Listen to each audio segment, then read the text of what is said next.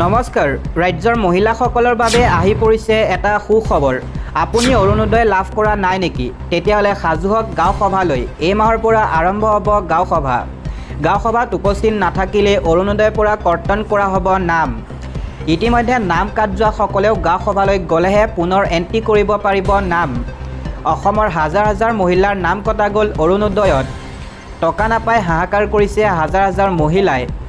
আপোনাৰো অৰুণোদয় কটা গৈছে নেকি? তেন্তে চিন্তা নকৰিব, পুনৰ অৰুণোদয়ত এণ্ট্ৰি কৰিব পাৰিব আপোনাৰ নাম। অৰুণোদয় আঁচনি পাবলৈ সাজু কৰক 5বিধকৈ নথি পত্ৰ। এই নথি পত্ৰৰে আবেদন কৰিলে পুনৰ লাভ কৰিব Arunodoi. Aadhaar card, PAN card, ration card, voter card আৰু ৰঙীন ফটো। অৰুণোদয় নোপোৱাসকলে এই নথি পত্ৰৰে নতুনকৈ কৰিব লাগিব আবেদন। গাঁও সভাত জমা দিব লাগিব এই নথি পত্ৰসমূহ। যোগ্য প্ৰতিগৰাকী হিতাধিকাৰীয়ে লাভ কৰিব অৰুণোদয়ৰ 1250 টকাকৈ। 10 ছেপ্টেম্বৰৰ পৰা ৰাজ্যত 40 লাখ লোকে লাভ কৰিব অৰুণোদয় আঁচনি।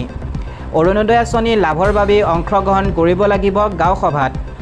যিসকলে অৰুণোদয় আঁচনি পাই আছে আৰু নতুনকৈ পাব, সকলোৱে অংশগ্ৰহণ কৰিব লাগিব গাঁও সভাত।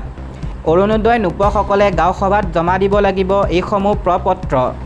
গাঁও সভাত প্ৰপত্ৰ জমা দিলেই লাভ কৰিব অৰুণোদয়ৰ ধন।